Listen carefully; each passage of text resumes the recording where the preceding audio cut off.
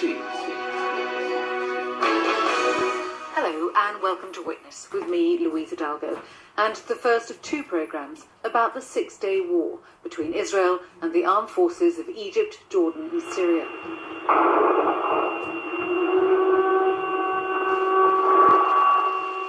It's early June 1967, and Israel and its Arab neighbours are embarking on a war that will change the shape of the Middle East.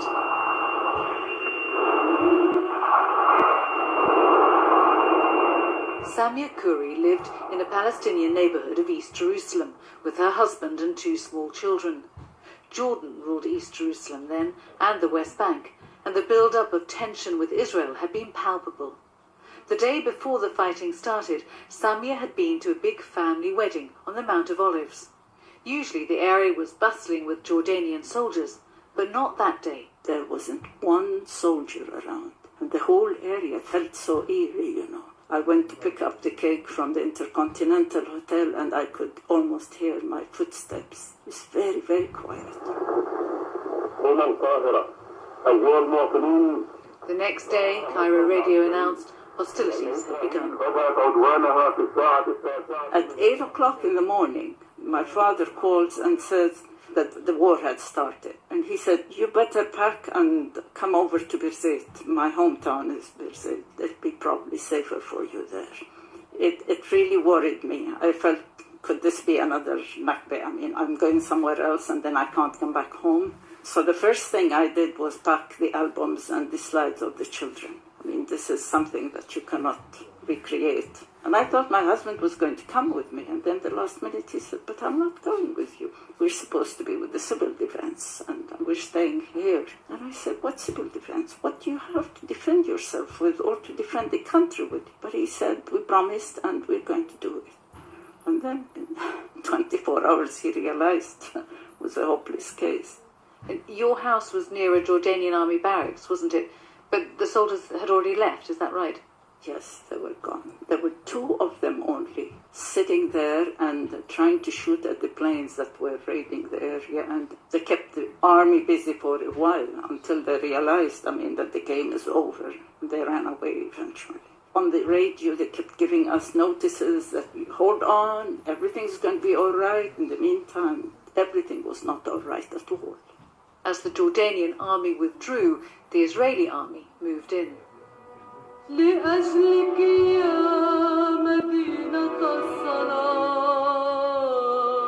My brother and I were playing with our neighbors in their front yard when we saw people running in the opposite direction, and we wondered what was going on, and we asked them, and they said the war just started. Nouri Akram Nouri was 8 years old and lived with his family in Ramallah, like Samia, then under Jordanian rule. On hearing the news, Nouri remembers running into the house and their parents covering the windows with blankets. I remember Mom made tea for us, and I remember this like it was yesterday. Every time we tried to take a sip, an airplane would fly above. So we'd put the cup down and run down to the basement. And that was, I think, the scariest, because by now the airplanes were bombing above. And when you hear the noise of an airplane flying and then the bomb falling, and the scariest part is not knowing where it will fall. That night, Nouri's parents decided the children and Nouri's mother and aunt would go to Amman, the Jordanian capital, where they had family. Nouri's father was the head of the military hospital in Ramallah. He and Nouri's uncle would stay. My aunt drove an American car, so she had a big car. We could see through the distance the smoke of burning Jerusalem. And throughout the way, we could see the Jordanian army retreating. They had a look of despair, and they're literally walking back to Jordan as best as they could. The main crossing point from the West Bank into Jordan is the Allenby Bridge. When they got to the bridge, Nouri remembers there were convoys of people waiting to cross. It was utter chaos. Nobody knew what the future will hold. Essentially, we were all fleeing, not knowing that eventually we're going to lose the war, and those who crossed may or may not be able to come back.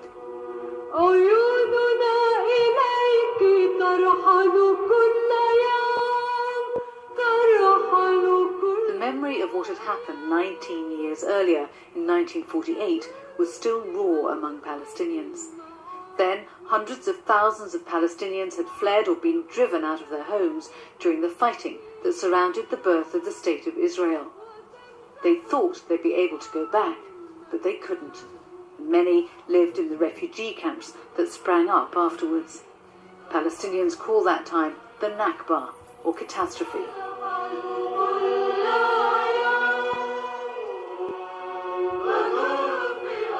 The Birzeit people, when they heard that the Israeli army is coming, they came to my father. My father was an elder, he's an educator, a politician. They came and said, should we leave before it's too late? And he said, no way, let's all stay put, because we're not going to be faced with another Nakba. By the end of those 6 days, the scale of the Arabs' defeat was clear. Israel now controlled territory 4 times its size, and the old city of Jerusalem. For the first time, Jews could pray freely at their sacred Western Wall. Israeli government officers announced their victory wipes out previous armistice agreements and frontiers. And that victory is a swift, smashing, and total one, as crack Air Force, infantry, artillery, and tank corps combine to sweep across the Sinai Peninsula to the Suez In Jordan, Nuri and his family waited anxiously for news. There's only 2 or 3 border crossings between the West Bank and Jordan. So we did hear that they were closed immediately. And now they're under the control of the Israeli army. And we had no clue what Israelis looked like, how they behaved. And also we have not heard any news of my dad. Nuri's mum decided it was time to try to go home. The Allenby Bridge had been bombed on the 4th day of the war, but she'd heard that some Israeli officers were allowing people back.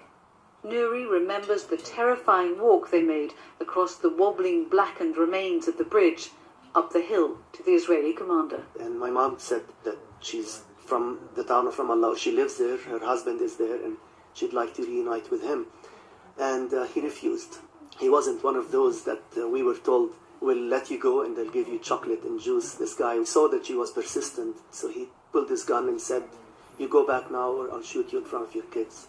When Nuri's mum said the children were too scared to cross the bridge again, he ordered his men to carry them. It was only later, with the help of the Red Cross, that Nuri, his brother, sister and mother finally returned to Ramallah and their father. Few people at the beginning were able to get by, very, very few people.